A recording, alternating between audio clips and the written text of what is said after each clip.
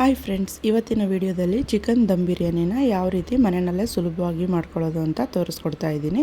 ಮೊದಲಿಗೆ ನಾನಿಲ್ಲಿ ಸ್ಟವ್ನ ಆನ್ ಮಾಡಿಕೊಂಡು ಒಂದು ಕುಕ್ಕರ್ನ ಇಟ್ಕೊಂಡಿದ್ದೀನಿ. ಆ ಕುಕ್ಕರಿಗೆ ನಾನಿಲ್ಲಿ ಒಂದು 4ರಿಂದ 5 ಟೇಬಲ್ ಸ್ಪೂನು ಆಯಿಲ್ನ ಸೇರಿಸ್ಕೊಂಡಿದ್ದೀನಿ. ಆಯಿಲ್ ಚೆನ್ನಾಗಿ ಬಿಸಿಯಾದ ನಂತರ ಇದಕ್ಕೆ ಹೋಲ್ ಪಲಾವ್ ಸ್ಪೈಸಸ್ಗಳನ್ನ ಸೇರಿಸ್ಕೊತಾ ಇದ್ದೀನಿ. ಅದನ್ನು ಚೆನ್ನಾಗಿ ಎಣ್ಣೆಯಲ್ಲಿ ಫ್ಲೇವರ್ ಬಿಟ್ಕೊಳ್ಳೋ ಥರ ಫ್ರೈ ಮಾಡ್ಕೊತಾ ಇದ್ದೀನಿ. ನಂತರ ಇದಕ್ಕೆ ನಾನು ಚಿಕ್ಕದಾಗಿ ಹೆಚ್ಚಿಟ್ಕೊಂಡಿರೋ ಒಂದು 3 ಈರುಳ್ಳಿನ ಸೇರಿಸ್ಕೊತಾ ಇದ್ದೀನಿ. ಈರುಳ್ಳಿ ಚೆನ್ನಾಗಿ ಕಲರ್ ಚೇಂಜ್ ಆಗೋ ತನಕ ಇದನ್ನು ಫ್ರೈ ಮಾಡ್ಕೋಬೇಕು. ನಂತರ ನಾನಿಲ್ಲಿ 3 ಚಿಕ್ಕದಾಗಿ ಹೆಚ್ಚಿರೋ ಟೊಮೆಟೊನ ಸೇರಿಸ್ಕೊತಾ ಇದ್ದೀನಿ. ಟೊಮೆಟೊನು ಕೂಡ ನಾವು ಎಣ್ಣೆಯಲ್ಲಿ ಚೆನ್ನಾಗಿ ಫ್ರೈ ಮಾಡ್ಕೋಬೇಕು. ಟೊಮೆಟೊ ಚೆನ್ನಾಗಿ ಫ್ರೈ ಆದ ನಂತರ ಇದಕ್ಕೆ ನಾನು ತೊಳೆದು ಇಟ್ಕೊಂಡಿರೋ ಅಂತಹ 1 kg ಚಿಕನನ್ನು ಸೇರಿಸ್ಕೊತಾ ಇದ್ದೀನಿ. ಚಿಕನನ್ನು ಸೇರಿಸ್ಬಿಟ್ಟು ಚೆನ್ನಾಗಿ ಇದನ್ನು ಎಣ್ಣೆಯಲ್ಲಿ ಫ್ರೈ ಮಾಡ್ಕೋಬೇಕು. ಈ ರೀತಿ ಎಣ್ಣೆಯಲ್ಲಿ ಚೆನ್ನಾಗಿ ಚಿಕನನ್ನು ಫ್ರೈ ಮಾಡಿದಾದಮೇಲೆ ಇದಕ್ಕೆ ನಾವೀಗ ಅರಿಶಿನ ಪುಡಿನ ಸೇರಿಸ್ಕೊತಾ ಇದ್ದೀನಿ. ನಂತರ ನಾನಿಲ್ಲಿ ರುಚಿಗೆ ತಕ್ಕಷ್ಟು ಉಪ್ಪನ್ನು ಸೇರಿಸ್ಕೊತಾ ಇದ್ದೀನಿ. ಉಪ್ಪನ್ನು ಸ್ವಲ್ಪ ನೋಡಿಬಿಟ್ಟು ಹಾಕ್ಕೊಳ್ಳಿ. ನಂತರ ಇದಿಷ್ಟನ್ನು ಹಾಕಿದ್ದಾದಮೇಲೆ ಒಂದೊಳ್ಳೆ ಮಿಕ್ಸ್ನ ಕೊಡಬೇಕು.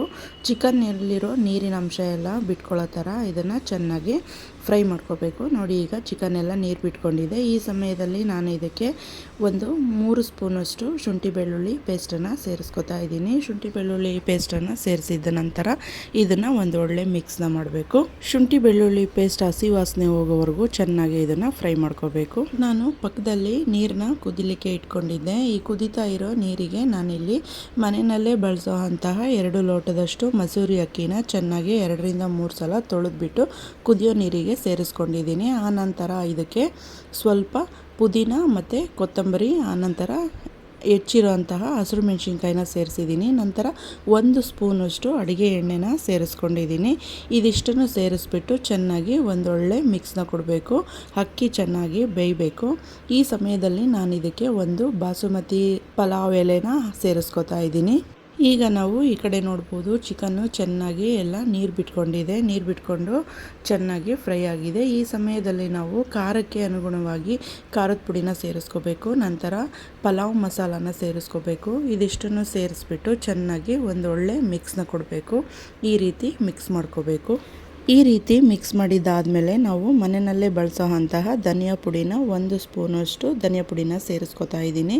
ಈ ಧನಿಯಾ ಪುಡಿನ ಸೇರಿಸೋದ್ರಿಂದ ಪಲಾವು ತುಂಬಾ ಟೇಸ್ಟಿಯಾಗುತ್ತೆ. ಹಾಗಾಗಿ ನಂತರ ನಾನಿಲ್ಲಿ 1 ಕಪ್ಪಷ್ಟು ಮೊಸರನ್ನ ಸೇರಿಸ್ಕೊತಾ ಇದ್ದೀನಿ. ಮೊಸರನ್ನ ಸೇರಿಸೋದ್ರಿಂದ ಚಿಕನ್ನು ತುಂಬ ಸಾಫ್ಟಾಗಿ ಬೇಯುತ್ತೆ. ಹಾಗಾಗಿ ಮೊಸರನ್ನ ಸೇರಿಸ್ಕೊಂಡಿದ್ದೀನಿ. ಒಂದು ಅರ್ಧ ಕಪ್ಪಷ್ಟು ಹಾಲನ್ನು ಸೇರಿಸ್ಕೊಂಡಿದ್ದೀನಿ. ಹಾಲನ್ನು ಸೇರಿಸೋದ್ರಿಂದ ನಾವು ರೆಸ್ಟೋರೆಂಟ್ ಸ್ಟೈಲಲ್ಲಿ ಬಿರಿಯಾನಿ ಬರುತ್ತೆ. ಹಾಗಾಗಿ ಹಾಲನ್ನ ಸೇರಿಸ್ಕೋಬೇಕು. ಹಾಲು ಮತ್ತು ಮೊಸರನ್ನ ಸೇರಿಸಿದ್ದಾದಮೇಲೆ ಈ ರೀತಿ ಚೆನ್ನಾಗಿ ಒಂದು ಮಿಕ್ಸ್ನ ಕೊಡಬೇಕು. ನಂತರ ನಾನಿಲ್ಲಿ 1 ನಿಂಬೆಹಣ್ಣನ್ನು ಸೇರಿಸ್ಕೊತಾ ಇದ್ದೀನಿ. ನಿಂಬೆಹಣ್ಣನ್ನು ಸೇರಿಸಿದ ನಂತರ ನಾನಿಲ್ಲಿ 1 ಕಪ್ಪಷ್ಟು ಪುದೀನನ ಚೆನ್ನಾಗಿ ಚಿಕ್ಕದಾಗಿ ಹೆಚ್ಚಿ ಸೇರಿಸ್ಕೊತಾ ಇದ್ದೀನಿ. ನಂತರ 1 ಕಪ್ಪಷ್ಟು ಕೊತ್ತಂಬರಿಯನ್ನು ಚಿಕ್ಕದಾಗಿ ಹೆಚ್ಚಿಬಿಟ್ಟು ಸೇರಿಸ್ಕೊತಾ ಇದ್ದೀನಿ. ಇದಿಷ್ಟನ್ನು ಸೇರಿಸಿದಾದಮೇಲೆ ಒಂದೊಳ್ಳೆ ಮಿಕ್ಸ್ನ ಕೊಡಬೇಕು.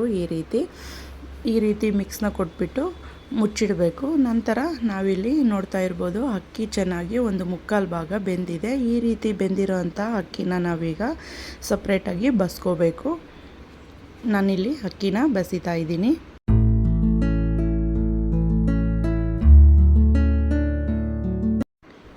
ಈಗ ಬಸ್ತಿರೋ ಅಂಥ ಅಕ್ಕಿನ ಈ ಕಡೆ ಏನು ನಾವು ಚಿಕನ್ನು ಚೆನ್ನಾಗಿ ಫ್ರೈ ಮಾಡಿದ್ವಲ್ಲ, ಆ ಫ್ರೈ ಮಾಡಿರೋ ಅಂಥ ಚಿಕನ್ನಿಗೆ ಸೇರಿಸ್ಬೇಕು. ನಾನಿಲ್ಲಿ ಅದನ್ನು ಸೇರಿಸ್ಕೊತಾ ಇದ್ದೀನಿ. ನೋಡ್ತಾ ಇರ್ಬೋದು ನೀವು, ಈ ರೀತಿ ಸೇರಿಸ್ಬೇಕು ಮೇಲ್ಗಡೆ.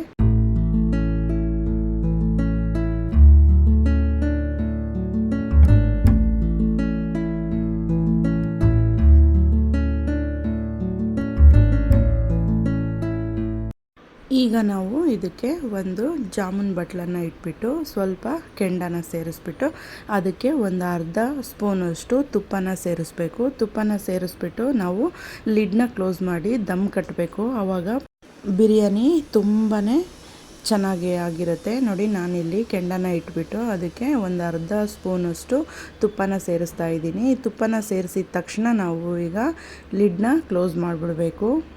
ಈ ರೀತಿ ಲಿಡ್ನ ಕ್ಲೋಸ್ ಮಾಡಿದ್ದಾದಮೇಲೆ ಇದನ್ನು ಸ್ಟವ್ ಮೇಲೆ ಒಂದು ರೊಟ್ಟಿ ತವ ಅಥವಾ ಚಪಾತಿ ತವನ ಇಟ್ಕೋಬೇಕು. ಇಟ್ಕೊಂಡಾದಮೇಲೆ ಅದ್ರ ಮೇಲೆ ನಾವೀಗ ದಮ್ ಕಟ್ಟಿರೋ ಅಂತಹ ಕುಕ್ಕರನ್ನು ಇಟ್ಬಿಟ್ಟು ಚೆನ್ನಾಗಿ ಒಂದು 10ರಿಂದ 15 ನಿಮಿಷ ಸಣ್ಣ ಊರಿನಲ್ಲೇ ಇದನ್ನು ಬೇಯಿಸ್ಕೋಬೇಕು. ನೋಡಿ ಈ ರೀತಿ ರೆಡಿಯಾಗಿದೆ. ಈ ರೀತಿ ರೆಡಿಯಾಗಿರೋ ಅಂತಹ ಬಿರಿಯಾನಿನ ನಾವೀಗ ಏನು ಕೆಂಡ ಇಟ್ಟಿದ್ವಲ್ಲ ಆ ಬಟ್ಟಲನ್ನು ತೆಗೆದುಬಿಟ್ಟು ಒಂದು ಒಳ್ಳೆ ಮಿಕ್ಸ್ನ ಕೊಡಬೇಕು.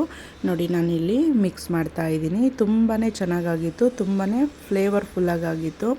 ನೀವು ಕೂಡ ಈ ರೆಸಿಪಿನ ಮನೇಲಿ ಒಂದ್ಸಲ ಟ್ರೈ ಮಾಡಿ, ತುಂಬಾ ಚೆನ್ನಾಗಿ ಬರುತ್ತೆ.